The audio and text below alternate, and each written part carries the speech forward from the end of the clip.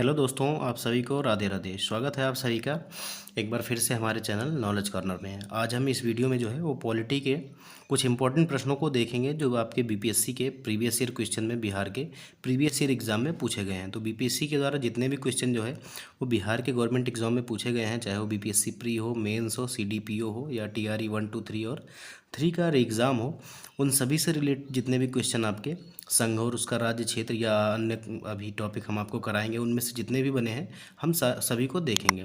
तो हम क्या करते हैं, हमारे इससे पहले जो है वो 2 क्लासेज आ चुकी हैं आपकी पॉलिटी की। तो अगर आप लोगों ने नहीं देखी है तो उसका लिंक जो है आपको डिस्क्रिप्शन में मिल जाएगा, आप वहाँ से जाके देख सकते हैं। ज्योग्राफी के अलावा हिस्ट्री और बायोलॉजी और साइंस की जितनी भी सब्जेक्ट हैं हमारे, फिजिक्स केमिस्ट्री, इसके अलावा बायोलॉजी और हिस्ट्री और ज्योग्राफी सभी की क्लासेज जो है हमारे चैनल पर इसी तरह से जो है प्रीवियस ईयर क्वेश्चन के माध्यम से आपको करवाई जा रही हैं। तो अगर आप लोगों ने नहीं देखी है तो उन सब का जो है वो लिंक जो है आपको डिस्क्रिप्शन बॉक्स में मिल जाएगा, जहां से आप जाके सारी जो है वीडियो देख सकते हैं। सभी की प्लेलिस्ट आपको वहां पे मिल जाएगी। पीडीएफ के लिए दोस्तों आपको हमारे टेलीग्राम से जुड़ना पड़ेगा, जिसका लिंक आपको हमारे वीडियो के डिस्क्रिप्शन में मिल जाएगा। वहाँ से आप जो है वो टेलीग्राम चैनल से जुड़ सकते हैं और वहाँ पर आपको डेली अपडेट और जो है डेली क्लास की पीडीएफ आपको मिल जाया करेगी। ठीक है, तो सेशन में बढ़ने से पहले हमने जो है इसके पीछे की वीडियो कर लिए थे और आज का जो हमारा पहला सवाल है वो संघ एवं संघ राज्य क्षेत्र से है। आपसे पहला सवाल जो पूछ रहा है बहुत ही आसान सा सवाल है, आपसे पूछ रहा है दिल्ली है। दिल्ली क्या है, आप सभी को पता है, दिल्ली एक केंद्र शासित प्रदेश है जिसको हम इंग्लिश में यूनियन टेरिटरी बोलते हैं। ठीक है, तो हमारा जो बी विकल्प है वो हमारा सही हो जाएगा। इसके अलावा जो है आपसे पूछ रहा है, ये बढ़िया प्रश्न है, कि सिक्किम भारत का एक राज्य बनाया गया था। ठीक है, अब आपको बताना है कि कौन से संविधान संशोधन के तहत जो है वो सिक्किम को जो है वो भारत का एक राज्य बनाया गया था।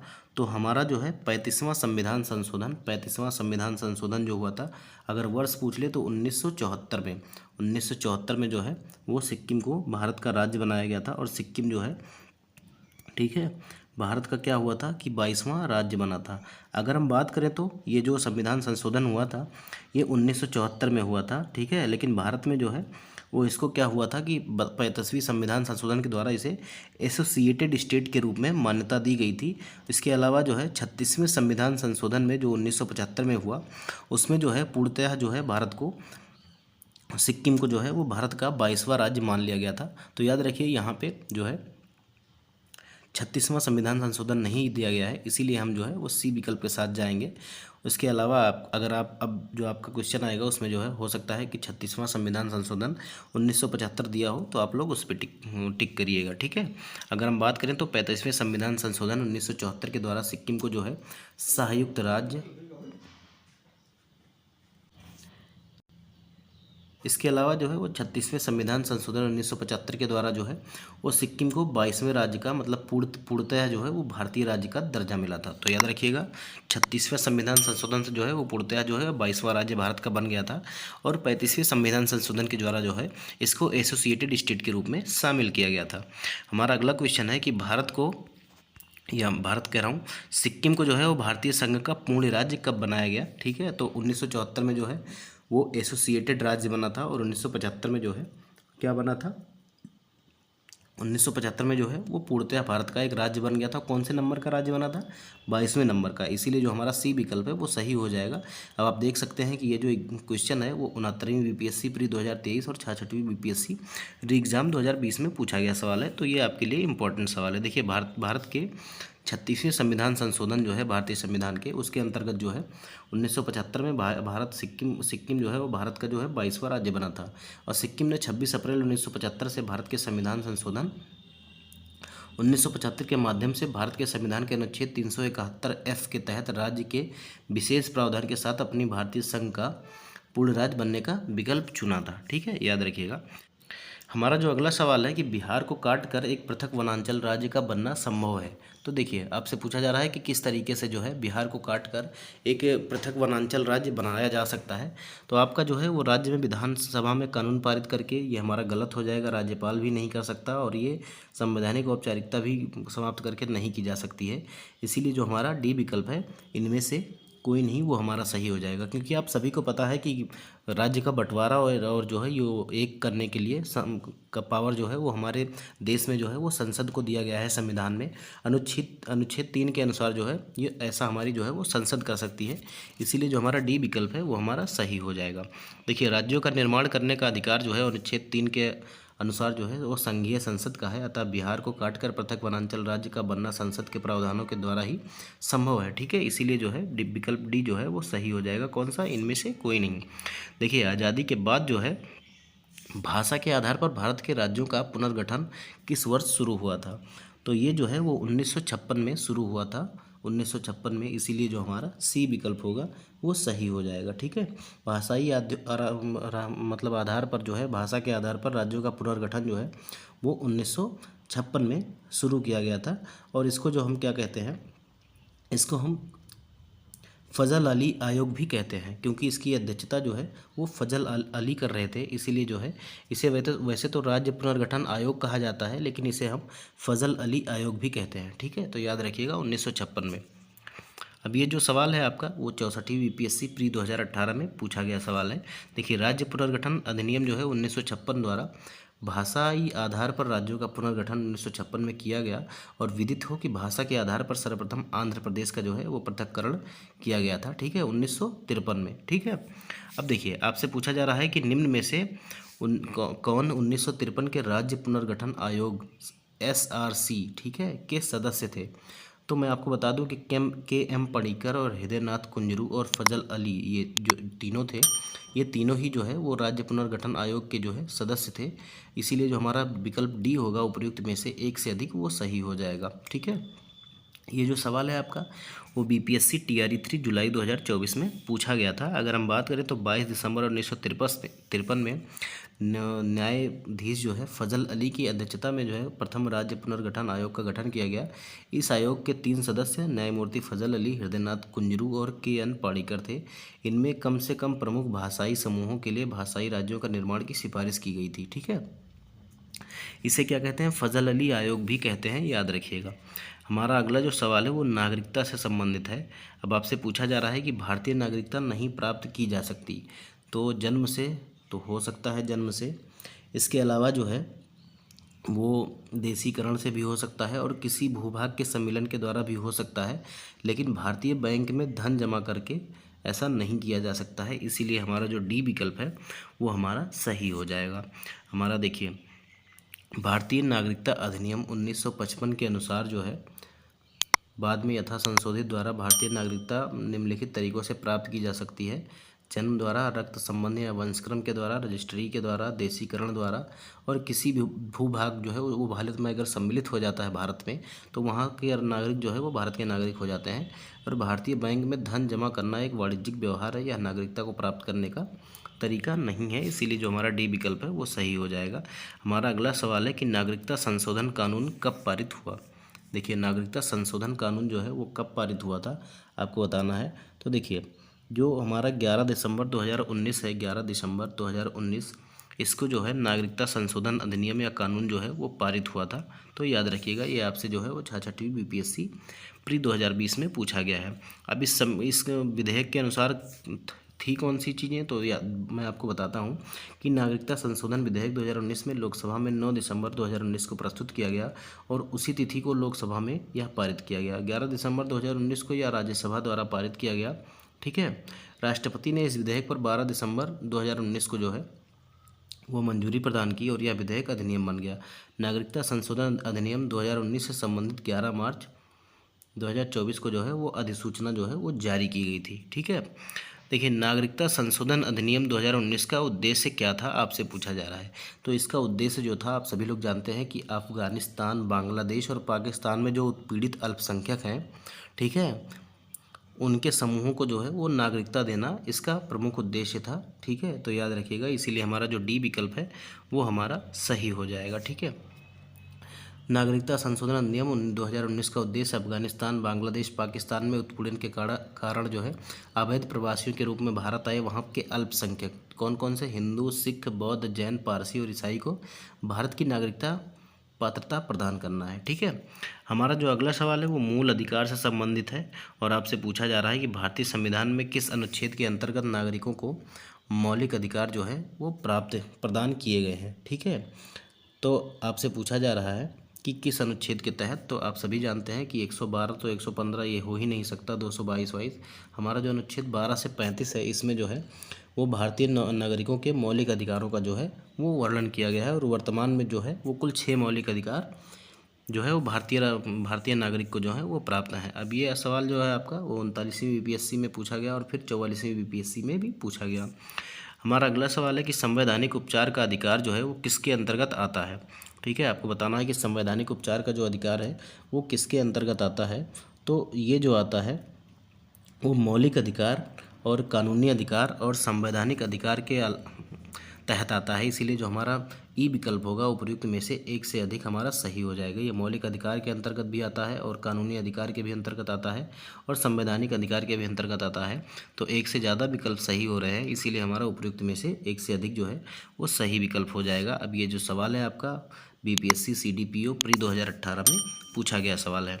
देखिए, संवैधानिक उपचारों का अधिकार संविधान के भाग 3 में मूल अधिकार के तहत अनुच्छेद 32 से 35 तक है और संवैधानिक उपचारों का अधिकार स्वयं में कोई अधिकार न होकर अन्य मौलिक अधिकारों का अधिकार है। ठीक है, इसके अंतर्गत जो है व्यक्ति को मौलिक अधिकारों के हनन की अवस्था में न्यायालय की शरण में जाने के लिए, ठीक है, ये अनुच्छेद जो है हमें बताता है या न्यायालय की शरण जो है वो नागरिक ले सकता है। अतः संवैधानिक उपचारों का अधिकार जो है वो निम्न के अंतर्गत आता है, किसके मौलिक अधिकार के, कानूनी अधिकार के और संवैधानिक अधिकार के।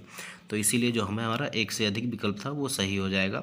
अब देखिए, आपसे क्वेश्चन पूछा जा रहा है कि किसी व्यक्ति की अवैध हिरासत के खिलाफ निम्नलिखित में से कौन सी रिट लागू होती है। तो इसमें क्या है कि आपकी जो पहली रिट है बंदी प्रत्यक्षीकरण जो है, कौन सी, बंदी प्रत्यक्षीकरण, मतलब बंदी को जो है वो पेश किया जाए और प्रत्यक्षीकरण उसका किया जाए, जिसको हम क्या कहते हैं, हेबियस कॉर्पस भी कहते हैं। तो ये हमारा सही है। अगर किसी बंदी को जो है अवैध हिरासत में किसी व्यक्ति को लिया गया है तो न्यायालय क्या करता है, उसको प्रत्यक्ष रूप से जो है वो पेश करने के लिए जो है वो रिट जारी करता है। इसीलिए हमारा जो ए विकल्प है वो हमारा सही हो जाएगा। अब देखिए, बंदे प्रत्यक्षीकरण या हेबियस कॉर्पस जो है याचिका के मामले में जो है सर्वोच्च न्यायालय के पास संविधान के अनुच्छेद 32 के तहत रिट जारी करने का अधिकार होता है। यह उस व्यक्ति के संबंध में न्यायालय द्वारा जारी आदेश होता है जिसे दूसरे द्वारा हिरासत में रखा गया है या किसी व्यक्ति को जबरन हिरासत में रखने के विरुद्ध होता है। ठीक है, हमारा अगला जो सवाल है वो है कि भारतीय संविधान द्वारा प्रदत्त निम्न में से कौन सा अधिकार गैर नागरिकों को भी उपलब्ध है। आपको बताना है कि ऐसा कौन सा अधिकार इनमें से है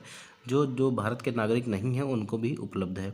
तो जो संवैधानिक निराकरण का अधिकार है, ऑप्शन संख्या जो डी है हमारा, ऑप्शन नंबर डी जो है वो हमारा सही हो जाएगा। जो संवैधानिक निराकरण का अधिकार जो है वो भारत के अलावा भी गैर नागरिकों को भी उपलब्ध है। ठीक है, हमारा अगर हम बात करें तो भारतीय संविधान द्वारा प्रदत्त संवैधानिक निराकरण या संवैधानिक उपचारों का अधिकार जो है कब किसमें है, अनुच्छेद 32 में। ये गैर नागरिकों को प्राप्त मूल अधिकारों के संदर्भ में उन्हें उपलब्ध है। ठीक है, ज्ञातव्य है कि संविधान का अनुच्छेद 300A या 300 के तहत संपत्ति का अधिकार जो है वो, ठीक है, संपत्ति का अधिकार जो है वो गैर नागरिकों को भी प्राप्त है। तथापि इसमें संपत्ति अर्जित करने का अधिकार जो है वो मूल संविधान में अनुच्छेद 19(1)(चा) के तहत नागरिकों को प्राप्त था। इसके अलावा जो है वस्तुतः संपत्ति अर्जित करने का अधिकार अब संविधान द्वारा प्रदत्त नहीं है, क्योंकि अब ये जो है वो केवल भारतीय नागरिकों के लिए रह गया है। इसीलिए जो हमारा इसमें संवैधानिक उपचारों का अधिकार होगा वो हमारा सही विकल्प हो जाएगा। हमारा अगला सवाल है कि उन मौलिक अधिकारों का चयन करें जो भारतीय नागरिकों को प्राप्त हैं परंतु गैर नागरिकों को नहीं। तो देखिए, भाषण और अभिव्यक्ति का जो है अधिकार जो है ये हमारा जो है वो भारतीय नागरिकों को प्राप्त है। इसके अलावा जो है वो जीवन अल्पसंख्यकों के अधिकार जो है ये भी भारतीयों को प्राप्त हैं, लेकिन कानून के समता का जो अधिकार है वो सभी को प्राप्त है, ये गलत हो जाएगा। ठीक है, और जीवन और स्वतंत्रता का संरक्षण जो है ये दोनों को प्राप्त हैं। तो इसीलिए हमारा जो पहला और तीसरा जो है ए विकल्प हमारा सही हो जाएगा। ठीक है, याद रखिएगा कि ये जो 2 अधिकार हैं वो केवल भारतीयों को प्राप्त है। देखिए, भारतीय संविधान के भाग 3 में वर्णित मौलिक अधिकार अनुच्छेद 19(1)(a) में भाषण एवं अभिव्यक्ति की स्वतंत्रता और अनुच्छेद 29 में अल्पसंख्यक वर्गों के हितों का संरक्षण है। ठीक है, ये केवल भारतीय नागरिकों को ही प्राप्त है। हमारा जो अगला सवाल है वो है कि निम्नलिखित में से कौन सा मूल अधिकार भारतीय संविधान में नागरिकों को नहीं दिया गया है। ठीक है, तो आपसे पूछ रहा है कि कौन सा जो है वो है भारतीयों को नहीं दिया गया है संविधान में। तो हमारा जो ऑप्शन बी है संपत्ति का अधिकार, ये जो है वो अब मूल अधिकार नहीं रह गया है। पहले ये था लेकिन इसे क्या है हटा दिया गया है और अब ये केवल एक कानूनी अधिकार बन गया है। अगर हम बात करें तो 44वें संविधान संशोधन 1978 के द्वारा जो है वो संपत्ति के अधिकार को मूल अधिकार से हटा दिया गया है और इसे केवल कानूनी अधिकार या विधिक अधिकार में डाल दिया गया था। इसीलिए हमारा बी विकल्प जो है वो सही हो जाएगा। वीडियो में आगे बढ़ने से पहले दोस्तों मैं आप सभी से कहना चाहूँगा कि अगर आप लोगों ने अभी तक हमारे चैनल को सब्सक्राइब नहीं किया है तो सब्सक्राइब कर दीजिए और वीडियो को लाइक कर दीजिए। देखिए, संविधान के 44वें संशोधन अधिनियम 1978 के द्वारा जो है संपत्ति के मूल अधिकार को लोप किया गया तथा इसे विधिक या कानूनी अधिकार का दर्जा दिया गया। तत्समय मोरारजी देसाई जो है वो जनता पार्टी शासन में प्रधानमंत्री थे। याद रखिएगा, किसके शासनकाल में ऐसा हुआ था? तो मोरारजी देसाई के शासन में हुआ था। हमारा अगला सवाल है कि मौलिक अधिकारों की सूची में से संपत्ति का अधिकार किसके शासनकाल में निकाल दिया गया था? अब ये आपसे पूछा गया बीपीएससी CDPO 2005 में। तो ये जो है वो मोरारजी देसाई के शासनकाल में जो है ऐसा किया गया था। कब किया गया था? तो 44वें संविधान संशोधन 1978 के द्वारा, ये भी याद रखिएगा। हमारा जो अगला सवाल है, मैंने आप सभी को एक बार बता दिया कि जो है कि 44वें संविधान संशोधन 1978 में जो है वो संपत्ति के अधिकार को जो है वो मौलिक अधिकार से हटा के किस में कर दिया गया था? तो आपका कानूनी अधिकार या विधिक अधिकार में कर दिया गया था। उस समय कौन था भारत का प्रधानमंत्री? तो मोरारजी देसाई थे और जनता पार्टी की सरकार थी। हमारा अगला सवाल है कि भारतीय संविधान में संशोधन करके शिक्षा का अधिकार कब जोड़ा गया? तो शिक्षा का जो अधिकार है वो आपका 1 अप्रैल 2010 को जोड़ा गया। 1 अप्रैल 2010 को। ये कौन से संविधान संशोधन के द्वारा हुआ था? सबसे इम्पोर्टेंट चीज़ ये है। तो ये जो आपका हुआ था वो 86वें संविधान संशोधन कब हुआ था? ये तो 2002 में हुआ था। लेकिन ये लागू कब हुआ? तो 2010 में लागू हुआ था। ठीक है, ये चीज़ याद रखिएगा। हमारा अगला सब देखिए, अगर हम इसके बारे में बात करें तो 86वें संविधान संशोधन अधिनियम 2002 के द्वारा प्राथमिक शिक्षा को मूल अधिकार बना दिया गया। इसके द्वारा संविधान के भाग 3 में नया अनुच्छेद 21A जोड़ा गया, जिसके अनुसार 6 से 14 वर्ष, अब ये भी इम्पॉर्टेंट है, पूछ सकता है कि कितने से कितने वर्ष के बच्चों के लिए जो है वो शिक्षा का अधिकार मौलिक अधिकार है। तो 6 से 14 आयु के सभी बालकों हेतु निःशुल्क और अनिवार्य शिक्षा की व्यवस्था जो है वो राज्य करेगा। और साथ ही साथ अनुच्छेद 45 के संशोधित निर्देशक तत्व के अनुसार राज्य 6 वर्ष तक की आयु पूर्ण करने तक सभी बच्चों को जो है आरंभिक शिशुत्व की देखरेख भी व शिक्षा उपलब्ध कराने का प्रयत्न करेगा। इसी अनुक्रम में जो है शिक्षा का अधिकार अधिनियम 2009 में पारित किया गया, जो तत्संबंधी कब है कि 1 अप्रैल 2010 में से प्रभावी हुआ था। अब देखिए, 86वें संविधान संशोधन का जो है वो ये कर दिया गया था 2002 में। उसके बाद भी जो है वो शिक्षा का अधिकार जो है वो 2009 में आया और उसके बाद ये सारी चीज़ें जो है वो 1 अप्रैल 2010 से प्रभावी हुई। ठीक है, शिक्षा का अधिकार जो है वो मानवाधिकार भी है और सूचना का अधिकार भी है। ठीक है, हमारा अगला सवाल है कि भारतीय संविधान संशोधन में संशोधन करके जो है वो शिक्षा का अधिकार कब जोड़ा गया? तो मैंने आप सभी को बताया कि ये जो है वो 1 अप्रैल 2010 को जो है ऐसा किया गया था। ठीक है, तो याद रखिएगा। अगर पिछले क्वेश्चन में मैंने आपको अगर गलती से जो है वो आपको, मुझे लग रहा है मैंने आपको दूसरा ऑप्शन बता दिया था, तो इसको सही कर लीजिएगा आप लोग। इसका जो ए ऑप्शन है 1 अप्रैल 2010 वो सही हो जाएगा। शायद मैंने 1 अक्टूबर 2010 आपसे बोल दिया था, तो इसको सही कर लीजिएगा। जो हमारा सही विकल्प है वो 1 अप्रैल 2010 को हुआ था। और कौन से संविधान संशोधन के द्वारा? तो 86वें संविधान संशोधन 2002 के द्वारा ऐसे किया गया था। ठीक है, याद रखिएगा। तो ये हमारा सेम टू सेम क्वेश्चन जो है वो आपका पहले 53वीं से 55वीं बीपीएससी में पूछा गया और फिर आपका CDPO में पूछा गया। तो क्वेश्चन जो मैं आपको करा रहा हूँ ये काफ़ी इंपॉर्टेंट है दोस्तों। ठीक है, तो इसका ए विकल्प जो है वो सही हो जाएगा। देखिए, हमारा अगला जो सवाल है कि मौलिक अधिकारों की मूल सूची में निम्नलिखित में से किसे जोड़ा गया है? तो मौलिक अधिकारों की जो मूल सूची है उसमें जो है निःशुल्क एवं अनिवार्य शिक्षा, प्राथमिक शिक्षा का अधिकार जो है वो जोड़ा गया है। कब जोड़ा गया? तो 86वें संविधान संशोधन 2 के द्वारा ये जोड़ा गया था। ये भी आपका जो सवाल है बीपीएससी सीडीपीओ प्री 2005 में पूछा गया सवाल है। देखिए अगला सवाल पूछ रहा है आपसे कि निम्नलिखित में से कौन सा एक मानव अधिकार भारतीय संविधान के अंतर्गत मौलिक अधिकार भी है। ठीक है, तो इसमें जो है आपका जो सी विकल्प होगा शिक्षा का अधिकार, वो एक मानव अधिकार के साथ साथ जो है वो शिक्षा का अधिकार भी है। इसीलिए जो हमारा सी विकल्प है वो हमारा सही हो जाएगा, याद रखिएगा। ठीक है, हमारा अगला जो सवाल है वो है कि भारत के संविधान का निम्नलिखित में से कौन सा अनुच्छेद प्रेस की स्वतंत्रता से संबंधित है। फ्रीडम ऑफ प्रेस जो है वो कौन से अनुच्छेद में जो है वो बात की गई है। तो इसमें जो हमारा अनुच्छेद 19 है, ठीक है, इसके तहत जो है वो प्रेस की स्वतंत्रता की बात जो है वो भारतीय संविधान में की गई है। इसीलिए जो हमारा विकल्प ए है वो हमारा सही हो जाएगा। और ये जो है आपका वो 47वीं बीपीएससी प्री 2005 में पूछा गया सवाल है। हमारा अगला सवाल है कि भारतीय संविधान, देखिए भारतीय संविधान में संवैधानिक उपचारों में से किसे जो है पोस्टमार्टम भी कहा जाता है। तो संवैधानिक उपचारों में से किसे पोस्टमार्टम कहा जाता है आप सभी को बताना है। तो इसमें से जो हमारा उत्प्रेषण है, जो हमारा सी विकल्प में दिया गया है, उत्प्रेषण को जो है वो क्या कहा जाता है, पोस्टमार्टम भी कहा जाता है। ठीक है, अगर हम बात करें तो डॉक्टर भीमराव अम्बेडकर ने संवैधानिक उपचारों का अधिकार जो है अनुच्छेद 32 को संविधान की आत्मा और हृदय कहा है। ये इंपॉर्टेंट चीज़ है, याद रखिएगा। जो संविधान डॉक्टर भीमराव अम्बेडकर ने किसे कहा है, तो अनुच्छेद 32 को जो है वो संवैधानिक उपचारों के अधिकार को क्या कहा है, तो संविधान की आत्मा और हृदय कहा है। संवैधानिक उपचारों के अधिकार में अधिकार परीक्षा को संवैधानिक उपचारों का जो है वो पोस्टमार्टम भी कहा गया है। यह एक कार्यवाही है जिसके द्वारा न्यायालय लोकपद पर किसी व्यक्ति के दावे की वैधता की जांच कर सकता है। और इसके अतिरिक्त जो है उत्प्रेषण को भी पोस्टमार्टम रिट कहा जाता है, क्योंकि इसमें भी जो है निर्णीत न्यायिक कार्यवाहियों की जाँच की जाती है। ठीक है, तो याद रखिएगा। अब इसमें क्या है, पोस्टमार्टम भी एक कार्यवाही है जिसमें मृत व्यक्ति के मरने के दावे की वैधता की जाती है। और आयोग ने अपनी अंतिम उत्तर कुंजी में जो है वो विकल्प सी को जो है वो सही माना था। ठीक है, तो याद रखिएगा। हमारा जो अगला सवाल है वो है कि निम्नलिखित में से किसको जो है संविधान द्वारा मौलिक अधिकारों को लागू करने की शक्ति दी गई है। तो देखिए इसमें क्या है कि जो हमारा डी विकल्प है कि भारतीय सर्वोच्च न्यायालय और उच्च न्यायालयों को जो है वो मौलिक अधिकार को लागू करने की शक्ति जो है संविधान में दी गई है। इसीलिए जो हमारा डी विकल्प है वो हमारा सही हो जाएगा। अगर हम बात करें तो मूल अधिकारों को जो है प्रवर्तित करने की शक्ति उच्चतम न्यायालय अनुच्छेद 32 तथा उच्च न्यायालय अनुच्छेद 226 को प्राप्त, अनुच्छेद 226 के द्वारा जो है किसको प्राप्त है, तो उच्च न्यायालय को। और अनुच्छेद 32 के द्वारा जो है वो सुप्रीम कोर्ट को प्राप्त है।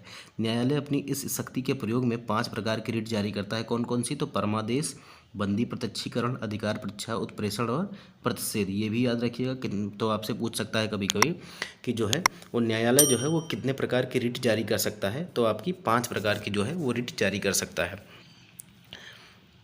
हमारा अगला सवाल है कि कल्याणकारी राज्य की संकल्पना का समावेश भारत के संविधान में कहाँ से लिया गया है या किस में। यहाँ पर आपसे ये नहीं पूछ रहा है कि कहाँ से लिया गया है, ये पूछ रहा है कि आपका कहाँ पे दिया गया है। ठीक है, तो कल्याणकारी राज्य की जो संकल्पना है वो हमारा राज्य के नीति निर्देशक तत्वों में दी गई है। इसीलिए जो हमारा ए विकल्प है वो सही हो जाएगा। जो कल्याणकारी राज्य की संकल्पना का समावेश है वो राज्य के नीति निर्देशक तत्वों में है। इसीलिए जो हमारा ए विकल्प है वो हमारा सही हो जाएगा।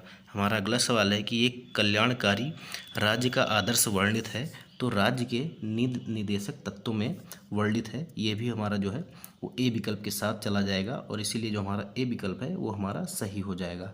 अब ये जो आपका सवाल है वो 39वीं बीपीएससी प्री 1994 में पूछा गया सवाल है दोस्तों।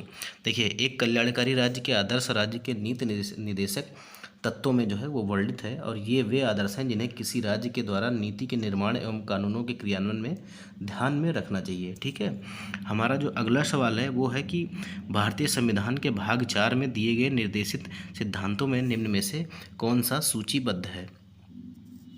तो इसमें से अगर हम बात करें तो सामान्य कार्य के लिए सामान्य वेतन ये है भाग 4 में। और समान नागरिक संहिता किस में है, तो अनुच्छेद 44 में है। याद रखिएगा, अनुच्छेद 44 में। ठीक है, तो ये जो दो चीज़ें हैं वो हमारे भाग 4 में सूचीबद्ध नहीं। इसीलिए जो हमारा बी विकल्प होगा वो हमारा सही हो जाएगा। ठीक है, अगर हम बात करें तो भारतीय संविधान के भाग 4 में दिए गए निर्देशित सिद्धांतों में अनुच्छेद 39 घ पुरुषों और स्त्रियों दोनों के लिए सामान्य कार्य के लिए सामान्य वेतन, और अनुच्छेद 44 में जो है नागरिकों के लिए एक समान नागरिक संहिता सूचीबद्ध है, जबकि अनुच्छेद 350A में प्राथमिक स्तर पर मातृभाषा में शिक्षा देने का विशेष निर्देश देता है। हालांकि भाग 4 में उल्लिखित नहीं है और इसका प्रभाव भी नीति निर्देशक तत्व जैसा ही है और यह राज्य पर बाध्यकारी नहीं है। ठीक है, तो याद रखिएगा। हमारा अगला सवाल है कि राज्य के नीति निर्देशक सिद्धांत किस प्रकार मौलिक अधिकारों से भिन्न है। ठीक है, आपको बताना है कि किस प्रकार जो है वो मौलिक अधिकारों से भिन्न है। तो नीति निर्देशक सिद्धांत जो है वो परिवर्तनीय नहीं है और मौलिक अधिकार जो है वो परिवर्तनीय है। तो ये हमारा जो सी विकल्प है वो हमारा सही हो जाएगा, सी विकल्प। अगर हम बात करें तो राज्य के नीति निर्देशक सिद्धांत या मौलिक अधिकारों से भिन्न है क्योंकि निर्देशक सिद्धांत परिवर्तनीय नहीं है, जबकि मौलिक अधिकार न्यायालय द्वारा परिवर्तनीय है और निर्देशक सिद्धांत संविधान के भाग 4 में वर्णित है और कल्याणकारी राज्य की स्थापना के लिए दिए गए निर्देश है, जबकि भाग 3 में वर्णित मौलिक अधिकार व्यक्तियों को राज्य के प्रति दिए गए सुरक्षा की गारंटी है। ठीक है, हमारा अगला सवाल है कि निम्न में से कौन सा अनुच्छेद पंचायत के गठन के लिए राज्य सरकारों को निर्देश देता है। तो पंचायत का गठन जो है वो आपका अनुच्छेद 40 में है। पंचायत का गठन कौन से अनुच्छेद में है, तो अनुच्छेद 40 में है, इसीलिए जो हमारा बी विकल्प हो जाएगा वो हमारा सही हो जाएगा। अगर हम बात करें तो भाग 4 के तहत नीति निर्देशक सिद्धांत दिए गए हैं और इसके अंतर्गत ही पंचायती राज्य प्रणाली की व्यवस्था की गई है, जिसमें संविधान अनुच्छेद 40 में राज्यों के लिए ग्राम पंचायतों के गठन का प्रावधान है।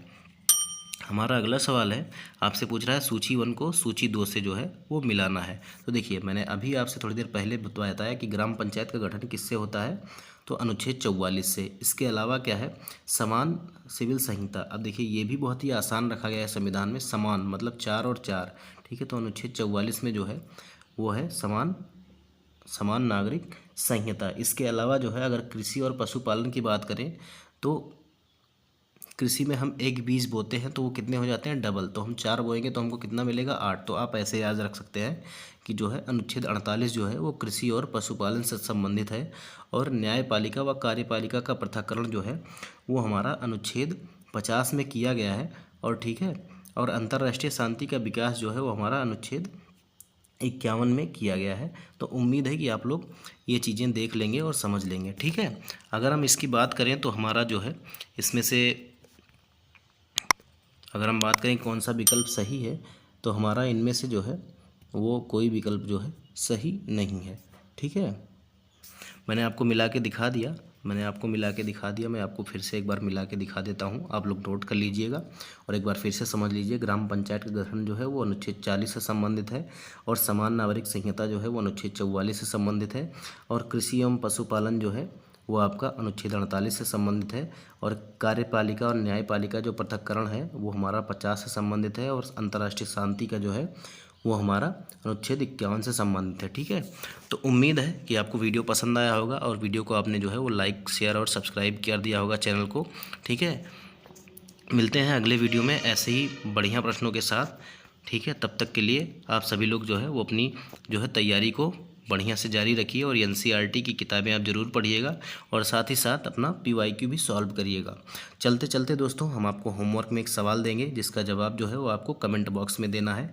आपका सवाल जो है वो है कि 42वें संविधान संशोधन के 10 आचार आदेशों को किस नाम से जाना जाता है। ठीक है, 42वें संविधान संशोधन के 10 आचार आदेशों को किस नाम से जाना जाता है, ये आपको कमेंट बॉक्स में बताना है। कमेंट बॉक्स में कमेंट करके ज़रूर बताइएगा दोस्तों। आपका जो है प्रयास वो मायने रखता है और आप जब एक्टिविटी करते हैं तो आपको चीज़ें जो है वो आसानी से लंबे समय तक याद रहती हैं। तो मिलते हैं अगले वीडियो में, तब तक के लिए नमस्कार।